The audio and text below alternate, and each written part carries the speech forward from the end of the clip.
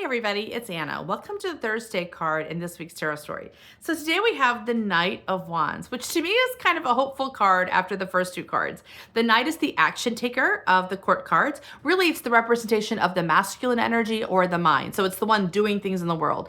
Wands are associated with the element of fire and are about feeling impassioned and confident and excited, right? So this Knight has a lot of energy. Like his horse is literally rearing up and man, they're on fire, they're excited, they're alive with their quest, right? So when this card shows up, it suggests to me that we are moving in the world from a place of passion and joy. And it's a very exhilarating energy. We're not being good. We're not following, we're not even really being that sensitive to other people. Like we are just in the flow of our own genius, our own joy, and like letting ourselves move in the world. So this shows up when the mind has been given tasks that it's like, yes, I'm going to make that happen. It's really excited and exhilarated.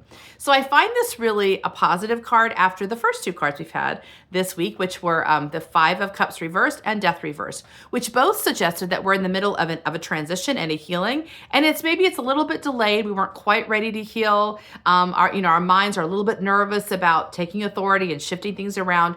And as I said, my suggestion, what I'm doing for myself, is to just be very patient and loving. Like there's a time when the mind, given enough time and love and support, will kind of naturally come around, right? And then you don't want to bully the mind and push the mind forward, because even if you succeed in getting the mind to move forward, you've created unkindness. Unkindness is now part of your path, right? Your lack of regard for your mind's feelings or your mind's experience is part of your path now, right?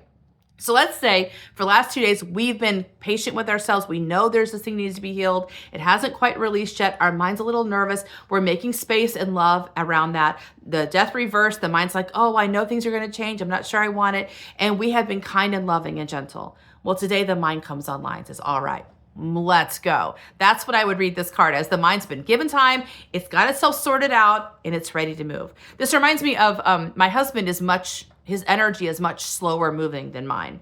And I always, not much anymore, but when we first got married, I would alert him to things. Like the main thing I alerted him to when we first got married was, I want to have a baby, so get okay with it, right? Let me know when you're okay with it. And it's that same principle of, look, this is where we're going. Whatever you got to do to make yourself ready, I'm going to wait for you to tell me you're ready. So I didn't like nag him every day. I just said, I'm putting you on alert. This is where we're headed.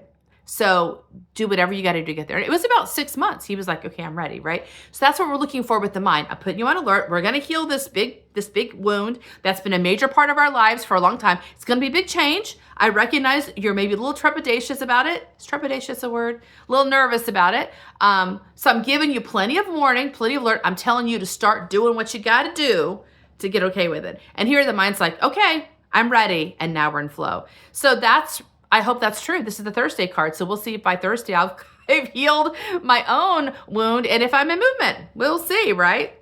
See you tomorrow for our last card. Bye.